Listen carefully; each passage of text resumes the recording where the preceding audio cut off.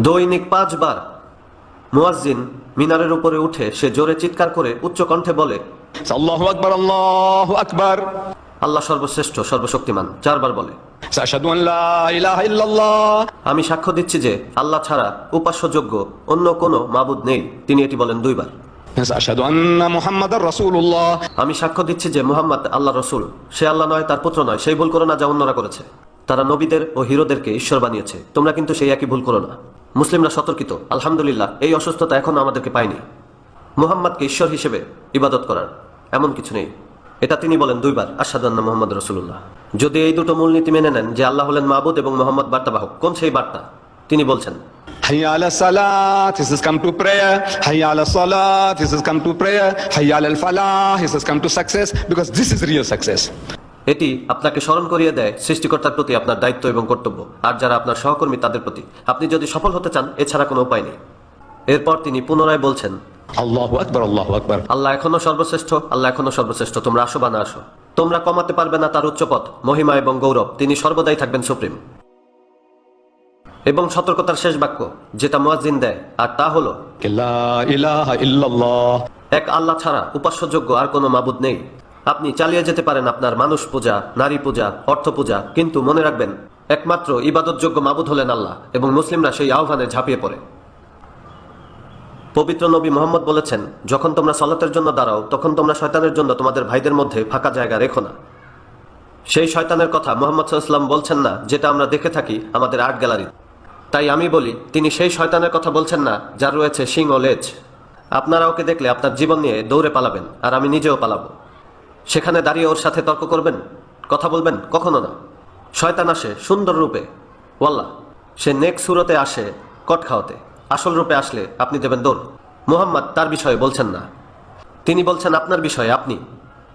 আপনি নিজেই, আপনার জাতিগত গর্ব, আপনার অহংকার, আপনার বড়লোকি, আমি সাদা সে কালো, আমি ধনী সে গরিব, সেই শয়তান যেন আপনার ভাইদের মধ্যে আসতে না পারে। কোনো গ্যাপ থাকবে না। এভাবেই আমরা দৈনিক 5 বার একত্রিত হচ্ছি, তারপর সালাত শেষ করছি। মসজিদে গিয়ে একবার তাদেরকে দেখুন।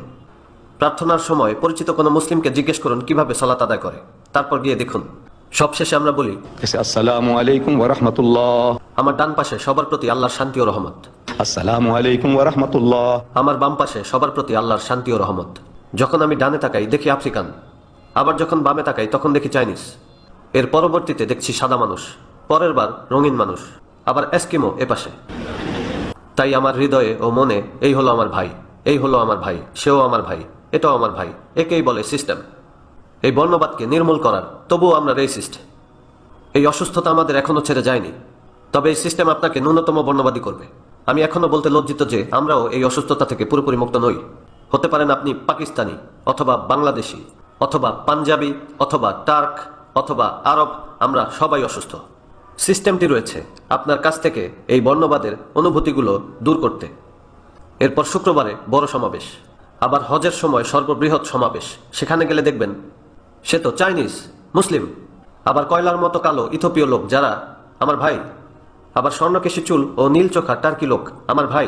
আমি কল্পনাও করিনি। ভেবেছিলাম সব মুসলিমই দেখতে আমার মতো। এখন দেখছি ইথিওপীয় মুসলিম, আবার মাদ্রাজি মুসলিম, আবার সেখানে চাইনিজ মুসলিম।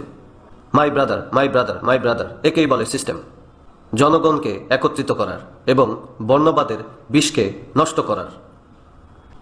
মদ ইসলামী হলো পুরো পৃথিবীর একমাত্র সিস্টেম যারা এই ঘৃণ্য বস্তুটিকে স্পর্শ করে না।